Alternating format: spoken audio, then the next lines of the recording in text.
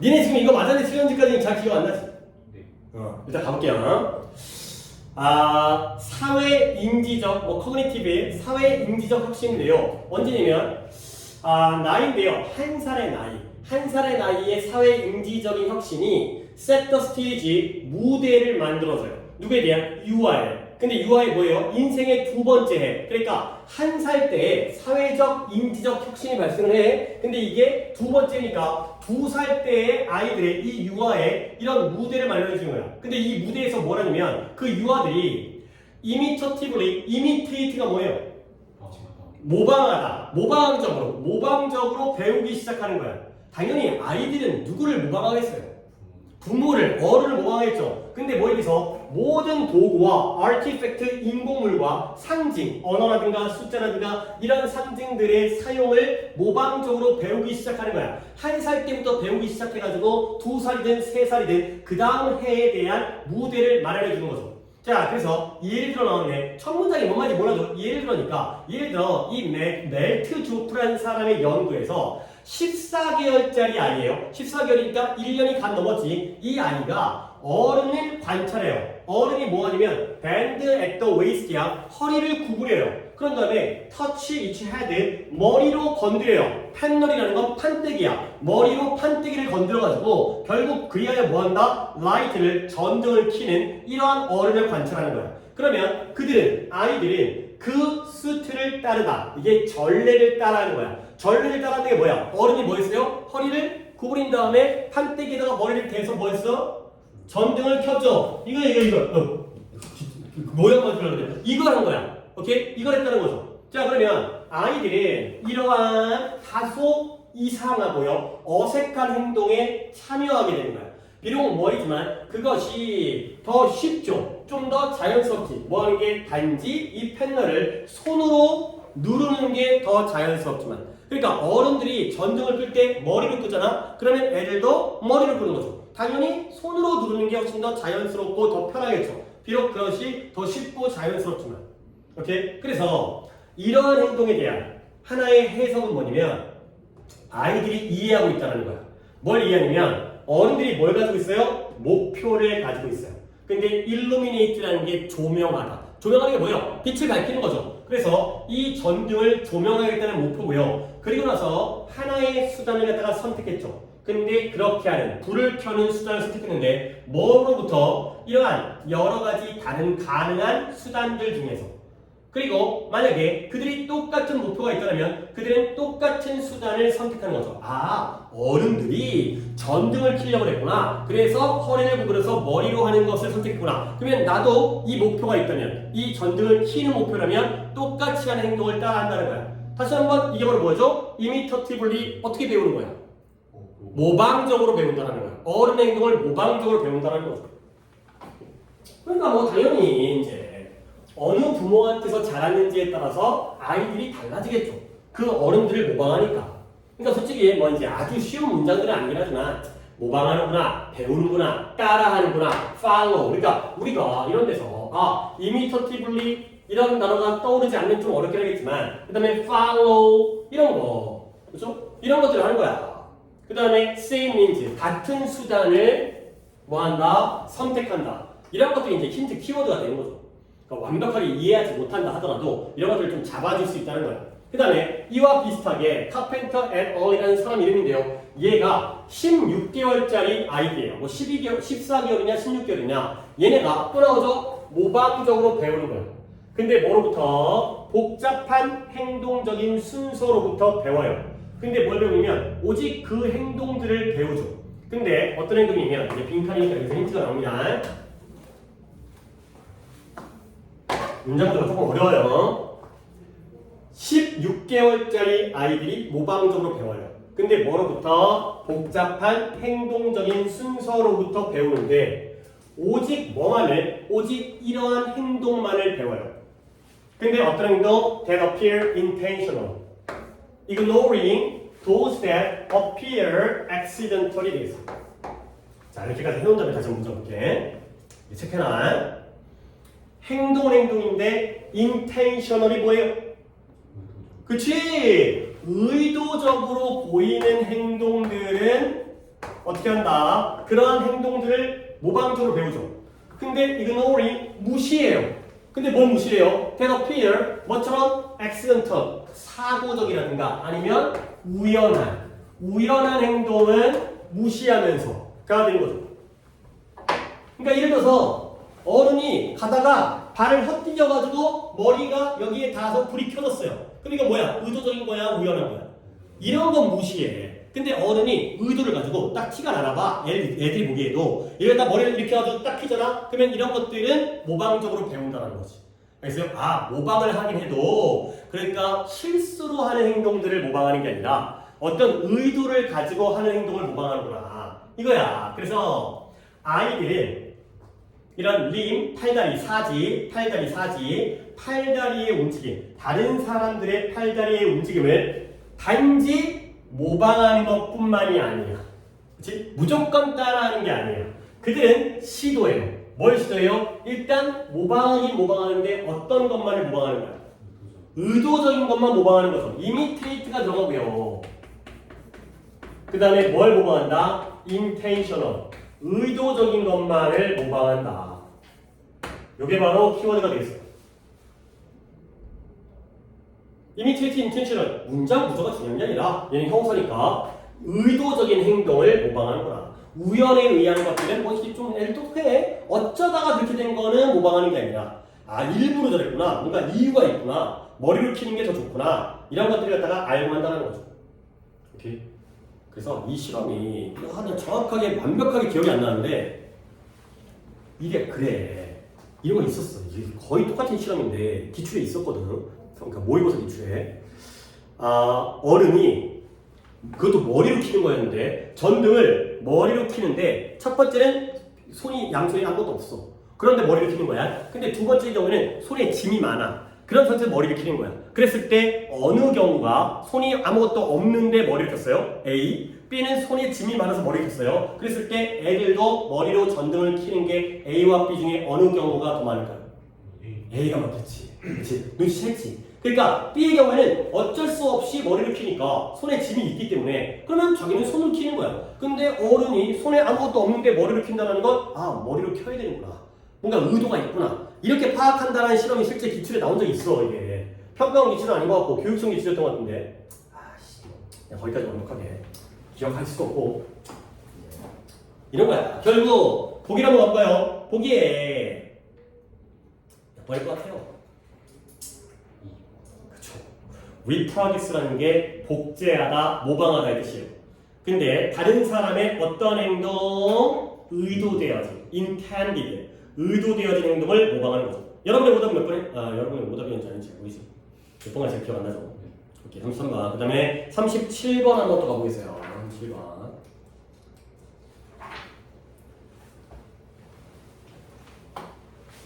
오늘 거랑 좀 오늘의 37번과 좀 비슷한데 내용적인 것보다는 논리적인 거예요. 아니 그걸 어떻게 알아요? 당연히 저는 모르니까 글을 읽기 전에 어떻게 알아겠어. 그러니까 풀이를 해준 거기 때문에 자, 에피스템이 어려운 단어서 나왔는데 인식론적인 이런 거죠. 휴리스틱이라는 거 어려운 단어인데 별 쓸거도 없는 단어서 설명 안 하겠고요. 특정 상황에서 사람들이 심각하게 생각하는 어림짐작이 이거 어떻게 하니? 필요 없고요. 에피스템이 인식론적 가볼게요. 혹시 이것도 맞았는지 틀렸는지 기억나요? 잘 모르겠어요? 하여튼 뭔가 푸는 방법이니까 맞았든 틀렸든 이런 방법으로 푼다는 거 보여줄게요. 어떤 인식론적 느낌은 우리에게 알게 해줘요. 뭘 알게 해줘요? 우리가 안다는 걸 알게 해줘요. 아니 진짜 한국말도 뭔 말인지 모르겠어요. 자, 이것들은 이런 인식론적인 느낌은 뭘 포함하냐면 아는 느낌을 포함해요. 먼저 안다는 거니까. 그리고 어떤 느낌이냐? 확실성의 느낌. 그리고 올바름의 느낌을 포함하죠. 오케이? 안다 모른다? 안다. 그러니까 어떻다? 확실하다. 그러니까 어떻다? 옳다가 되는 거죠. 안다라는 느낌이야. 어떤 인식론적 느낌은 안다라는 거야. 그러면 A번에 다른 인식론적 느낌은 우리의 관심을 변화시켜요. alert해요. alert, 우리의 관심을 경계하게 해요. 그죠? 근데 어떻게 경계하냐면 what we do not know, what we do not yet know. 우리가 아직 모르는 쪽으로 관심을 갖다가 경계하게 하는 거죠. 그래서 호기심, 그 다음에 잠깐만요. 오타가 아닌지만 볼게요. 알러트 맞네요. 알터가 아니라 알러트 맞네요. 경계하게 하는 거야. 그 다음에 호기심, 경외감, 그 다음에 궁금함이 이 목록에 해당된다는 거야. 야, 호기심과 경외로움과 궁금증은 알 때 생기는 거야? 모를 때 생기는 거야? 모를 때 생기는 거야. 그렇죠? 그러니까 지금 제시문은 아는 거야? 모르는 거야? 아는 거야. 근데 A번 문장은 아는 거야? 모르는 거야? 모르는 거야. Not know야. 이런 게 바로 논리적인 글이라니까. 이런 식으로 파악하는 게. 그래서 그러니까 뭔 말인지 몰라도 이렇게 문제를 풀어야 됩니다. 그래서 as we 뭐처럼 아는 느낌처럼 우리는 물어볼 수 있다는 거야. 모르는 느낌도 아는 느낌처럼 뭘 물어보냐면 나는 knowing 알지 못한다라는 느낌이 반드시 필요한지 안 필요한지를 물어볼 수 있다는 거죠. 안다는 느낌도 이게 필요하냐 안 필요하냐, 모른다는 느낌도 필요하냐 안 필요하냐, 둘 다 마찬가지로 물어볼 수 있다는 거죠. ask할 수 있다는 거죠. 그래서 it does seem 뭐처럼 보이냐면 만약에 네가 무언가를 궁금해한다면 무언가가 존재한다. 너를 궁금하도록 초래하는, 재촉하는 무언가가 존재하는 것처럼 보인다는 거죠. 아, 내가 이게 궁금해. 그러면 그걸 궁금하게 하는 무언가가 있다는 거죠. 자, not know예요. 자, 그 다음에 B번 this feeling. 또 느낌이죠. 그러면 이때 this feeling이 know 쪽인지 not know 쪽인지를 찾는 거예요. 그렇죠? 자, 그래서 이러한 느낌은 너를 갖다가 또한 alert, 경계하게 하는데, 주의하게 하는데 어떤 사실? 너의 현재의 지식이, 그 현재의 지식이 did not prepare, 너를 준비시키지 않는다는 거야. 근데 뭐하도록? 네가 궁금해하는 것들을 위해서 준비시키지 않는다는 것을 느끼게 하는 거지. 그래서 마찬가지로 궁금함이라는 건, wonder라는 건 결국 유용한 감정이에요. 왜냐하면 그것이 이러한 차이를 가리키죠. 어떤 차이? 뭐에 대한 차이? 네가 안다고 생각하는 것과의 차이를 갖다가 만들어내기 때문에 가 되는 거죠. 오케이? 그러면 이때 B번의 이 느낌은 안다는 느낌일까? 모른다는 느낌일까? 근데 좀 어려워. 좀 어려워. 뭔가 안다. 봐봐요. knowledge가 나왔죠? 그러면 아는 거야? 모르는 거야? 아는 거죠. 근데 여기서 wonder가 나왔죠? 그러면 아는 거야? 모르는 거야? 모르는 거지. 두 개가 지금 짬뽕돼 있거든요. 자, C번까지 본 다음에 한번 결정하겠어요. 일단 A는 not know고요. 예를 들어서 네가 확실히 알고 있다는 거지. 뭐냐면 1666년도가 이 질문에 대한 대답이라는 거야. 근데 어떤 질문? 야, 런던에서 그 대화제가 언제 발생했지라는 질문에 대해서 답이 1666년이다 라고 확실히 느낀다는 거지. 오케이? 그러면 이 느낌, 네가 안다라는 느낌은 심지어 네가 그것을 확신할 때조차도 is not unfailing. 이제 failing 실패적인. 근데 unfailing 하면 실패적이지 않은 건데요. 거기다가 또 not을 붙였으니까 결과적으로 뭐 하는 거야? 실패적이죠. 이렇게 비록 네가 확신하지라도 안다는 느낌은 실패할 수 있다는 거야. 왜 그러냐면 우리가 그 느낌, 어떤 느낌? 안다는 느낌, 모른다는 느낌. 안다는 느낌에 대해서 뭐 할 수가 있기 때문에 실수하는 걸 수가 있기 때문에. 그러면 C번은 아는 거야, 모르는 거야?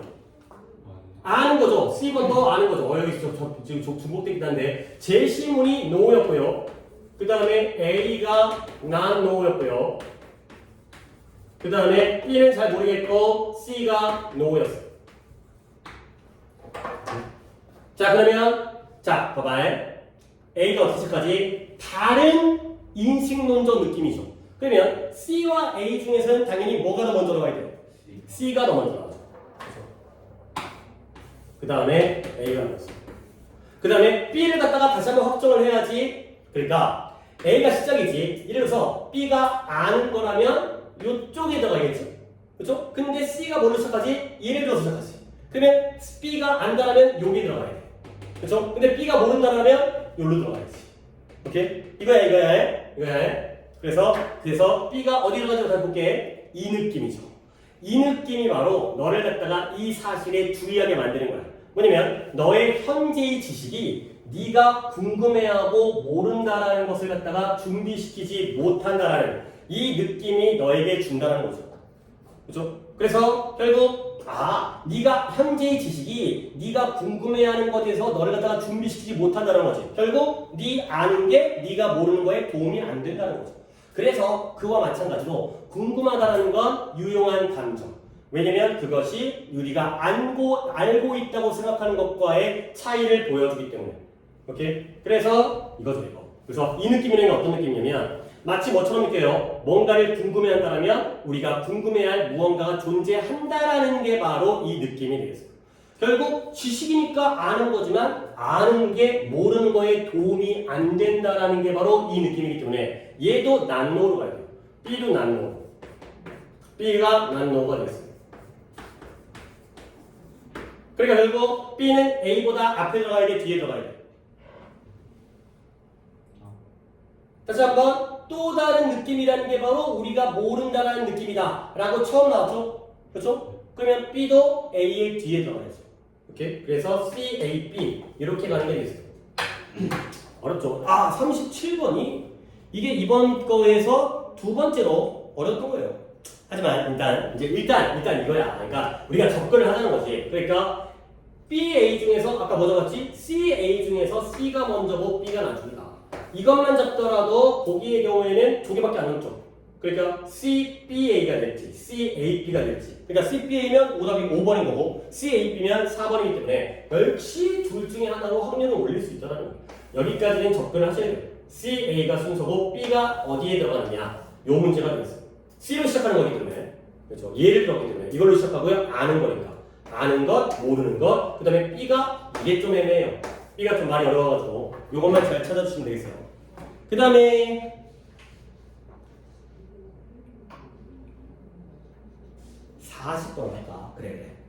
또 어려운 것만 하게 되면 머리가 아프니까 40번을 좀 해보겠습니다. 40번은 할만해.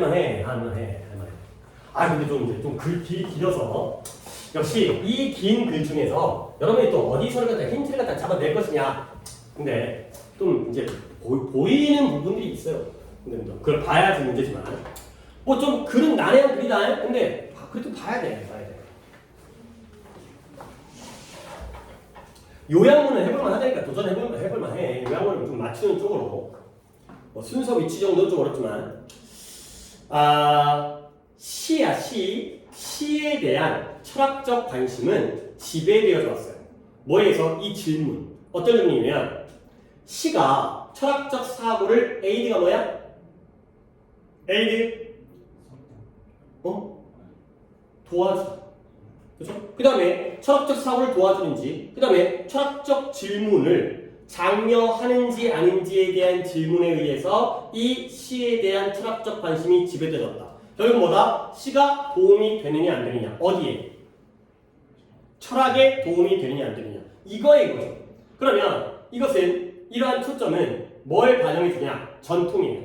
어떤 전통이냐면 전통인데 철학자 포프와 루미와 같은 사람들의 전통이었는데요. 뭐냐면 presenting their philosophical work in verse.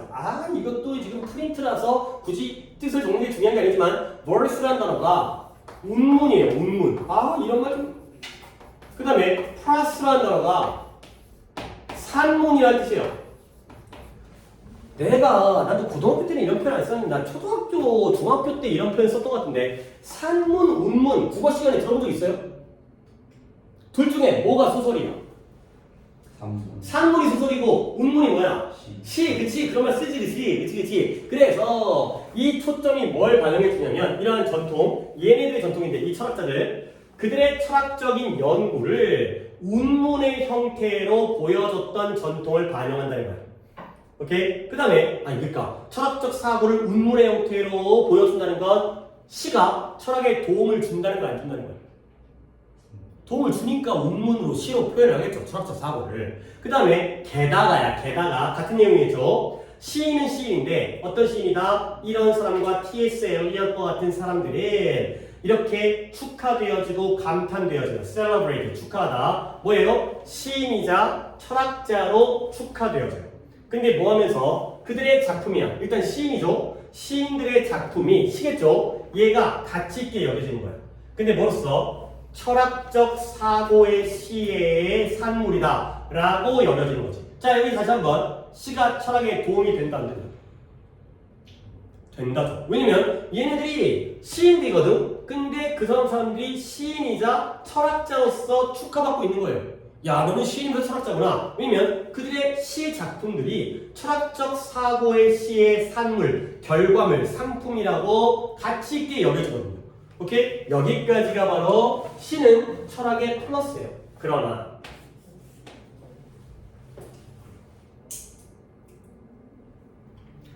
주장은 주장인데 어떤 주장이냐면 against poetry, 시가 철학적인 질문에서의 할 역할을 가지고 있다에 대한 against, 반대하는 주장이 있어요.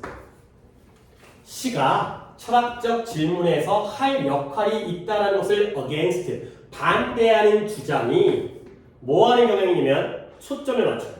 근데 뭐예요? 시와 진실에 대한 관계는 관계인데 어떤 관계예요? 부정적인 관계예요. 시가 진실과 관계가 있지만 부정적인 관계가 있다라고 그렇게 초점을 맞추죠.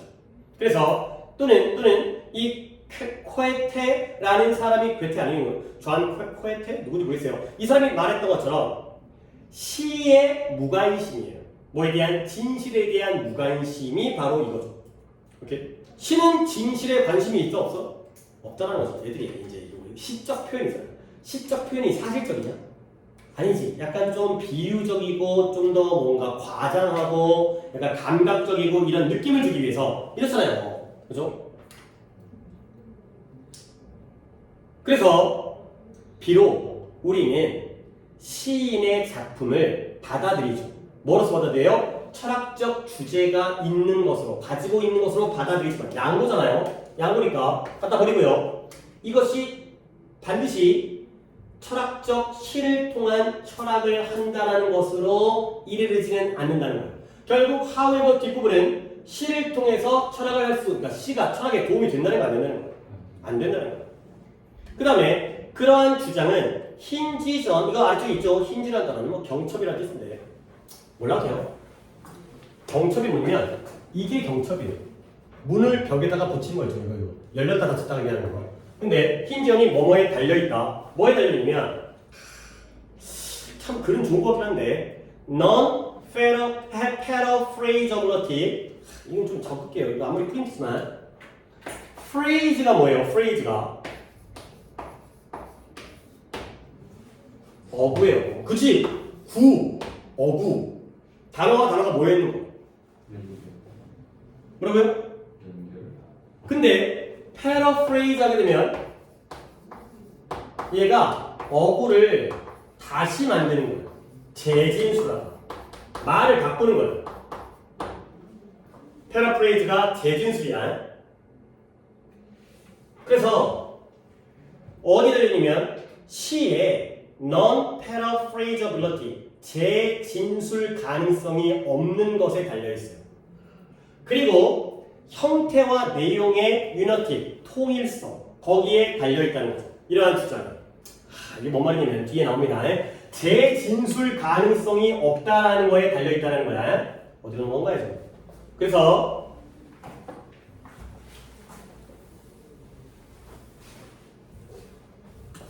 하지만 글이 어려워도 요약문을 해볼만 하다는 거야. 그 생각이 진행되어지는데 뭐냐면 만약에 시가 철학에서의 역할을 하려면 그렇다면 그것은 뭐 되어질 필요 있어요? paraphrasable 되어질 필요가 있다는 거죠. 시가 철학에서 역할을 하려면 뭐 될 필요 있어요? 재진술 되어져야 되는 거예요. 재진술 되어진다는 것이 그 내용이 그 형식으로부터 separable, 분리되어질 수가 있어야지만이 시가 철학에 도움이 된다는 거죠. 예를 들어서 뭐 우리가 아는 시가 몇 개 없으니까 김소월의 진달래꽃? 대충 알죠? 어떻게 시작하더라? 나보기가 역겨워 가신다라면 뭐더라? 가실 때에는 죽어도 아닌 눈물 흘리오리다? 그런가요?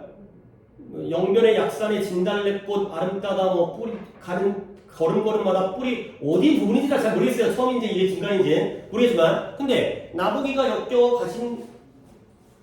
가신다라면 우리 약간 어구가 약간 다르게 하는 것 같은데 죽어도 아닌 눈물 흘리오리다를 재진술하면 네가 나를 싫어서 떠난다면 나는 슬퍼하지 않을 것이야 라고 얘기하면 느낌이 나안나?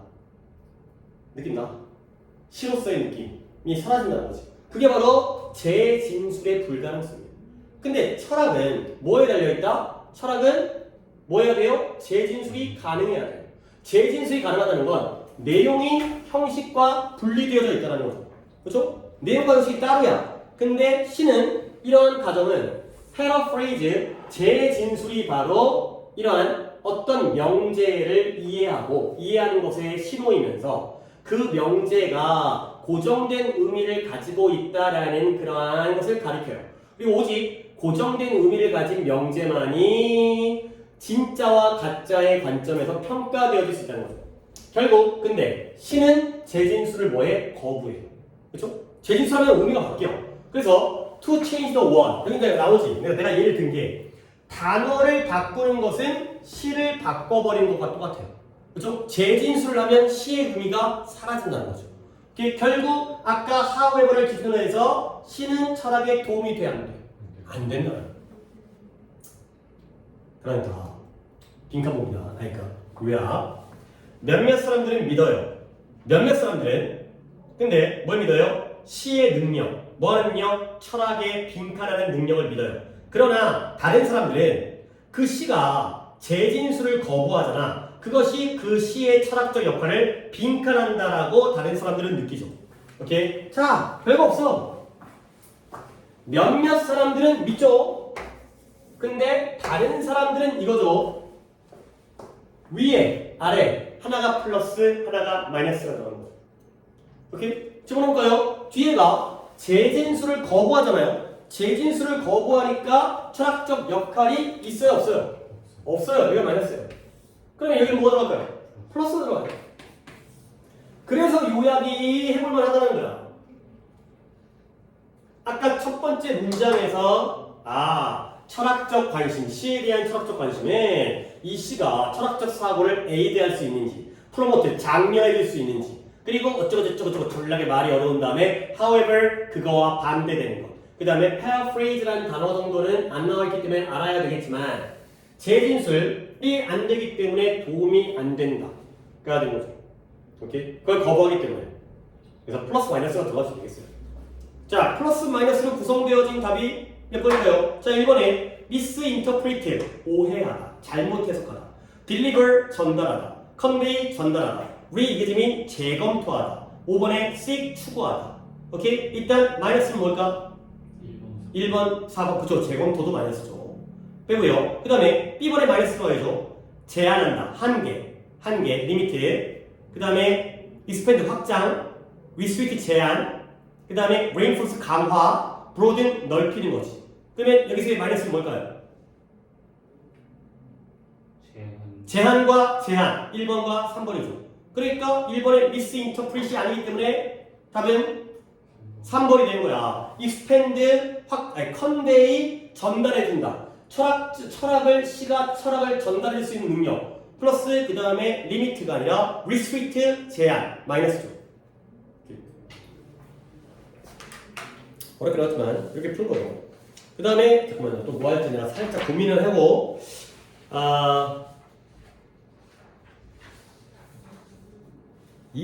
조금 이제 지성이 오답은 거의 해줬으니까 거의는 아니고 안 한 것도 있긴 한데 이 정도 됐고 우리 또 한번 생각해봅시다. 우리가 또 틀릴만한 거 21번 한번 봐볼까요? 21번 21번 어려운 거잖아. 근데 이게 내가 많이 못 봤어. 어려운 건데.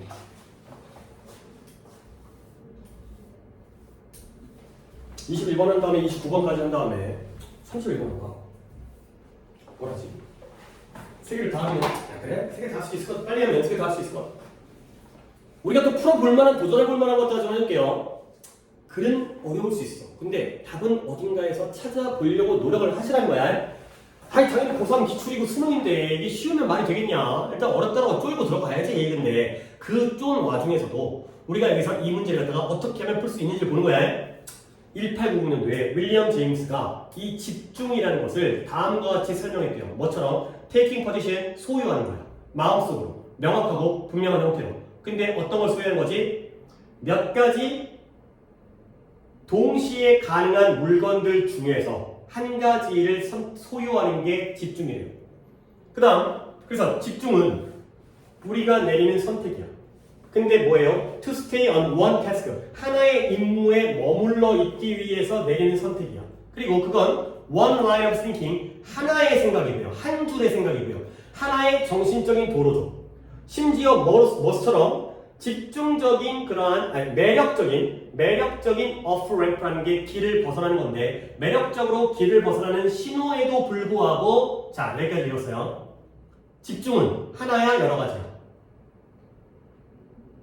나 혼자 읽었나? 한 번 더 봅니다. 그것만 포함해봐. 자, 윌리엄 제임스가 집중을 뭐 한다고요? 그러니까 구조 파악을 좀 하면서 바꾸면 taking position, 소유를 하는 거야. 근데 어떻게? 마음에 의해서 명확하고 생생한 형태로 뭘 소유하는 거야? 한 가지를 선택하는 거야. 근데 뭐로부터? 몇 가지의 동시에 가능한 물체 또는 그러한 사고의 훈련으로부터 한 가지를 소유하는 거야. 그 다음에 집중은 우리가 내리는 선택이에요. 근데 뭐 하기 위해서? 하나의 임무에 머무르기 위해서. 그 다음에 한 줄로 이루어진 생각이죠. 그 다음에 하나의 정신적인 도로예요.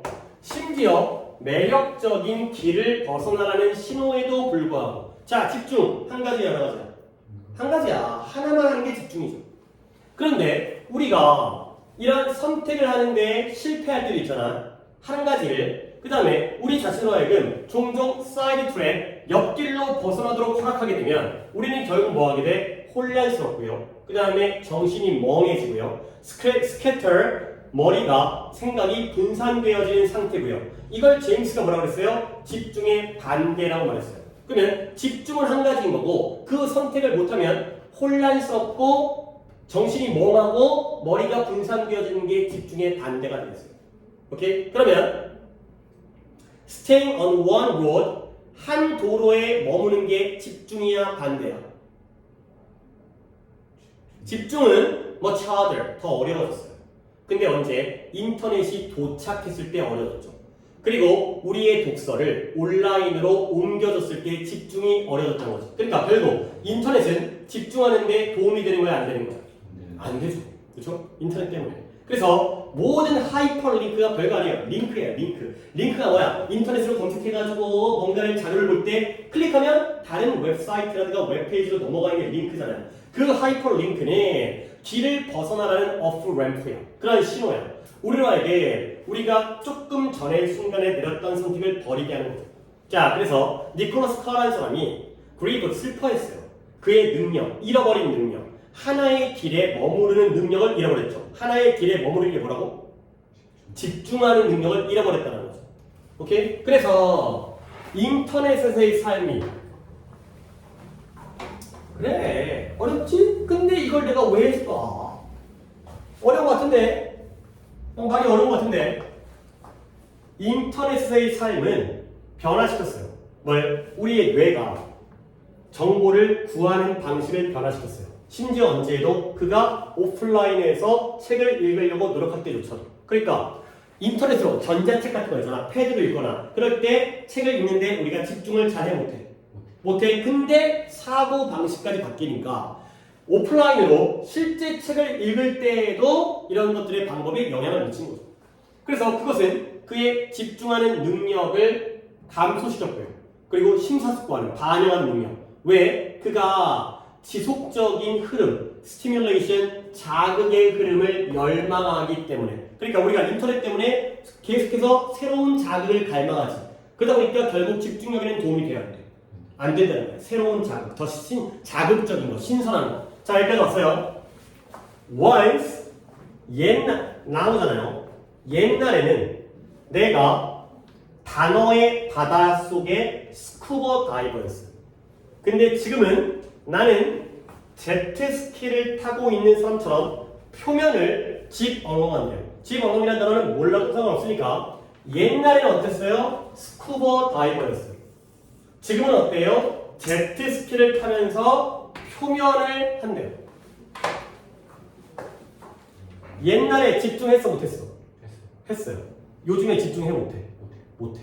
뭔 말이야? 스쿠버 다이버가 뭐예요? 산소통 들고 바닷속으로 들어가지. 그러니까 뭐야? 깊게 들어가는 거지. 근데 제트스키는 뭐야? 물 위에서 빠르게 가는 거죠. 오케이? 결국 이 문장은 우리가 물론 원인은 인터넷이지만 집중을 한다는 거 못한다는 거야.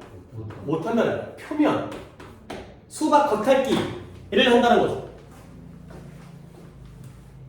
갑자기 제트스키가 나오는데 그게 뭔 말인지를 고민하지 말고 스쿠버 다이빙의 경우에는 물속으로 들어가는 거죠. 옛날에. 지금은 물 밖에 표면에 있다는 거죠. 집중을 한다 못한다에 그리하는 것만 눈치를 채시고요. 그런 다음에 이렇게 보시면 결국 보기에는 집중을 못하는 게 답이 되는 거예요. 깊게 들어가지 못하는 상태, 표면만 그러니까 수박 겉핥기 그러한 상태를 보시면 되겠죠. 자, 보기를 대충 보기 봤을 때 표면, 수박 겉핥기 집중 못하고 몇 번일까요?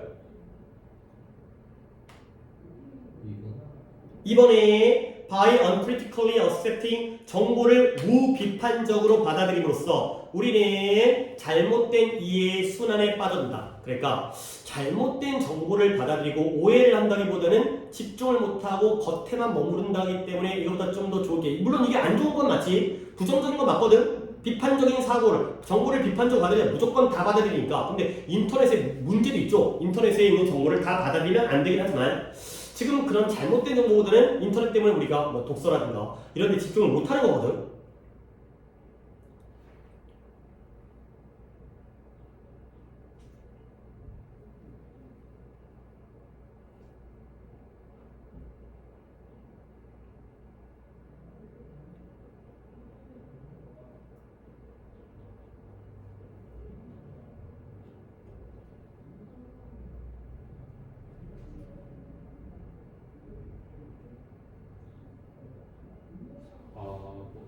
몇 번? 4번에 어느 단어가 마음에 들어요? 난 두 단어가 보이는데 두 단어 한번 골라볼래? 민혁이가 승현이도 골라도 되고 4번에서 두 가지의 단어를 딱 고르면 이게 답인 게 맞아요. 답인 게 확인이 되는 거예요. 일단 distract라는 단어 내가 많이 알려줬잖아. 뭐야? 주의, 분산, 집중력 방해. 하나 더 볼까? 집중을 못하는 거니까 distracted인데 하나 더 있어요. 스킨딥. 스킨딥이 깊은 거야 얕은 거야? 깊은 거. 에이씨. 스킨. 피부 깊이에요. 깊이가 피부. 겉에 있는 스킨. 피부 깊이라고요. 그렇죠? 피부 졸라 얇잖아. 피부 깊이면 얇은 거야. 얕은 거잖아. 딥만 보는 게 아니라 스킨딥이야. 스킨딥. 얕은. 그래서 우리는 정보를 다루는데 어떻게 얕은 식으로, 얕은 방식으로. 그 다음에 끊임없이 주의가 분산되고 집중력이 방해되어지면서. 그러니까 집중력이 안 되면서 얕은 거니까 딱 들어맞는 거야 이게. 뭐 집이라는 게 이 집이 이거야. 지퍼를 갖다 휙 올리죠. 빠르게 지나가는 거야. 표면을 빠르게. 근데 이게 중요한 게 아니라 이건 저기 서페이스. 깊게 들어가는 게 아니라 얕게 들어가고요. 집중 못하니까 스킨딥과 스킨딥을 좀 그러니까 이제 오해하면 안 되는 거죠. 그걸 깊다라고 오해하면 안 되는 거지. 자, 그 다음에 어법 보겠어요. 어법 29번. 어법 포인트야 당연히. 언제든. 요즘에 또 이제 계속 어법을 하나씩 보고 있으니까 기출당. 루슬리 뭘 꾸며주겠어요? 어쨌든 얘들아 루슬리 ly가 붙어있는 것에 밑줄이 쳐있다는 건 어떤 포인트예요? 얘는 분사가 뭐야? 부사지. 그러면 누가 정답인가? 이게 틀렸다면 뭐가 들어가야지 정답인 거예요? 이게 틀렸다면 이게 답이라면 부사는 누구와 구별해? 동사와 구별해? 누구와 구별 대상? 아이 분들이 왜 그래? 그치 형용사와 부사죠. 일단 둘의 공통점 둘 다 뭔가를 꾸며주죠. 근데 명사를 꾸며주면은 형용사인 거고 나머지를 꾸며주면 부사인 거잖아. ly 붙은 포인트는 형용사냐 부사냐. 루슬리가 명사를 꾸며준다면 루스겠죠. 근데 아니면 루슬리니까 이 새끼가 뭘 꾸며주든 바운드를 꾸며주든 어를 꾸며주든 얘는 부사가 맞지. 루슬리 바운드 헐겁게 느슨하게 연결되어져 있다는 거지. 이거 1번 맞는 거죠. 이거는 명사를 꾸며준 게 아니기 때문에. 그 다음에 2번 last. 이거 내용이 좀 재밌긴 한데 봐봐요. For putting humans into hibernation. hibernation 뭐 알면 좋지만 알죠. 동면이 뭐야? 동면. 겨울잠, 곰, 개구리. 인간을 겨울잠에다가 넣는 거야. 그렇죠? 근데 그 겨울잠이 어떤 겨울잠이냐면 수백 년 동안 지속되어지는 겨울잠이에요. last가 앞에 있는 hibernation을 꾸며주고 있어요. 그러면 원형으로 쓰면 안 되죠. 뭐라고 바꿀까요? 바꾼 것도 좀 얘기를 해주시면. 겨울잠은 겨울잠인데 수백 년 동안 지속되어지는 겨울잠.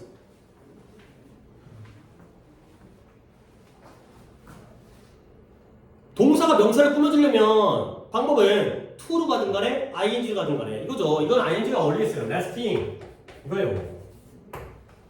그 다음에 3번은 뭐예요? be willing to 기꺼이 뭐뭐하다. 기꺼이 위험을 무릅쓰다.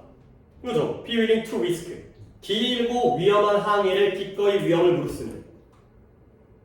그 다음에 그러니까 답은 2번이니까 이제 끝났고 이제 3번 맞다는 거 be willing to 기꺼이 뭐뭐하다.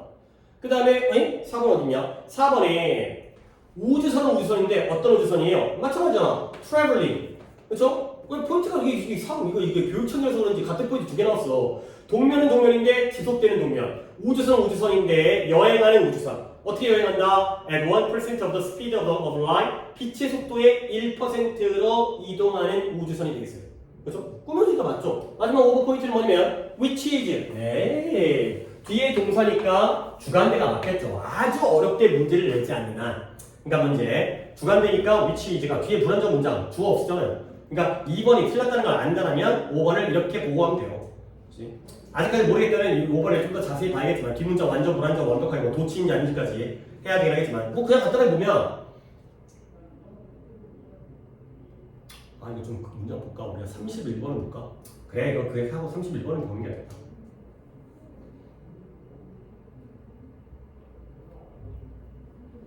31번 맞은 것 같아? 틀린 것 같아? 기억은 혹시 나요?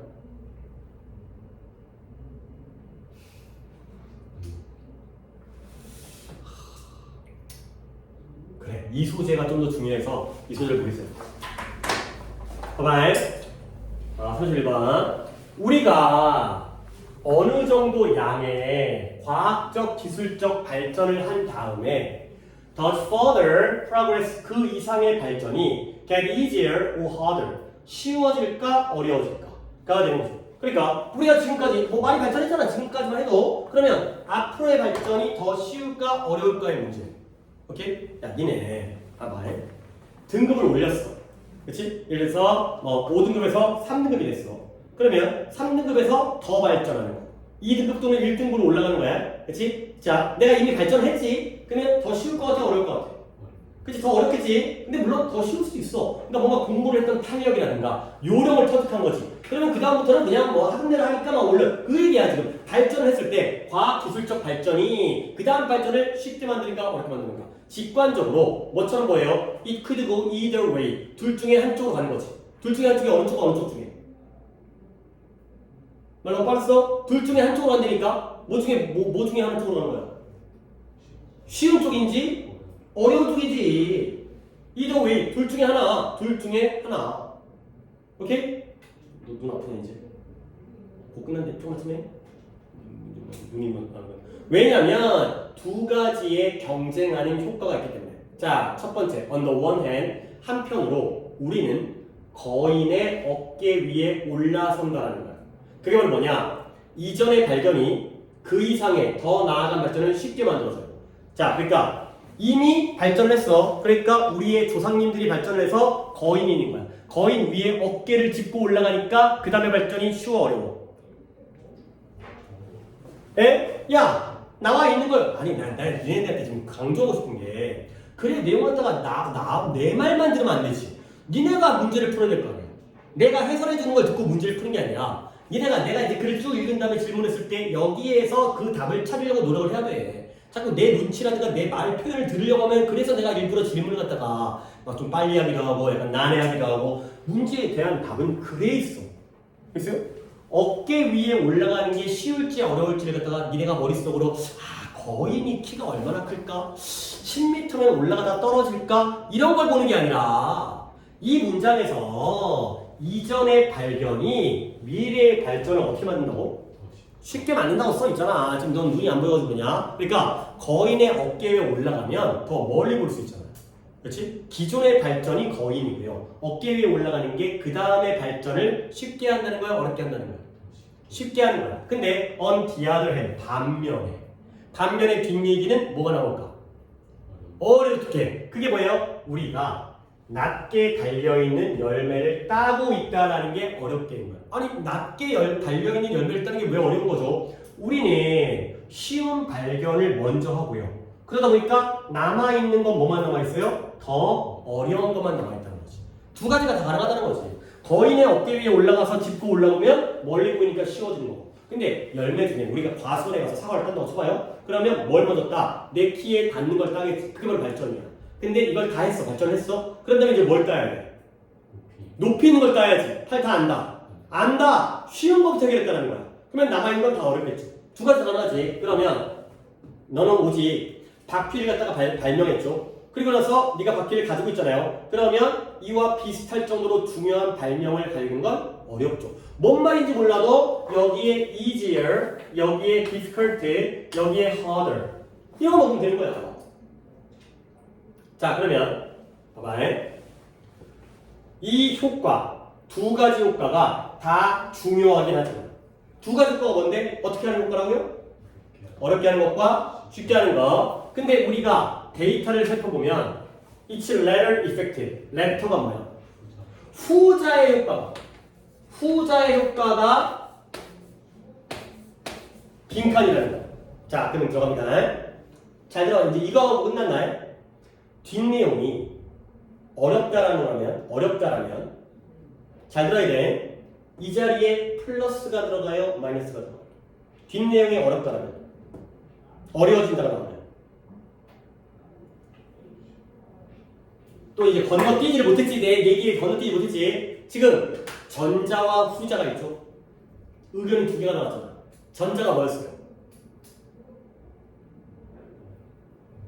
지금 두 개는 이거밖에 없잖아. 이것과 이거잖아. 전자가 뭐야? 앞에 나오는 게 시오. 그래. 노랭이 지금 쳤었는데 여기 있었네. 이게 전자잖아. 그럼 후자는 뭐예요? 그렇잖아. 아이씨 이거잖아. 둘 다 중요하긴 한데 데이터를 살펴보니까 빈칸인 건 후자다. 빈칸인 건 후자다. 자 질문 적음 다시. 뒷내용이 어렵다라면 이 빈칸에 플러스가 들어가야 돼? 마이너스가 들어가야 돼?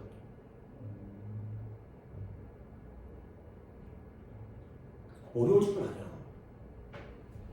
바꿔볼게요. 뒷내용이 쉽다가 나오면 이 자리에 플러스가 들어가야 돼? 마이너스가 들어가야 돼? 아니 왜? 만약에 뒷내용이 쉽다가 나오면 후자는 맞는 거야 틀린 거야? 후자는 어려워진다는 거잖아. 쉬운 질문이었어. 별로 어려운 질문 안 했어. 다시 한번. 뒷내용이 쉽다가 나오면 쉽게 해준다. 이전의 발전이 나중 발전을 쉽게 해준다가 나온다라면 그러면 이 후자 효과는 맞는 거야 틀린 거야? 틀린 거지. 그러니까 뭐가 들어가야 돼? 마이너스 플러스? 마이너스. 근데 만약에 뒷내용이 어렵게 해준다가 나오면 후자가 맞는 거야 틀린 거야? 맞는 거지. 그러니까 뭐가 들어가야 돼? 플러스. 그 얘기야.